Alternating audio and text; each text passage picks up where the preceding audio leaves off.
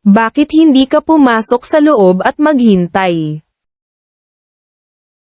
Why don't you come inside and wait? Medyo nagtataka ako sa sarili ko.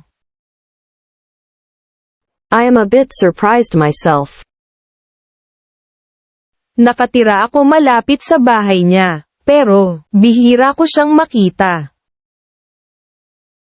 I live near his house, but I rarely see him.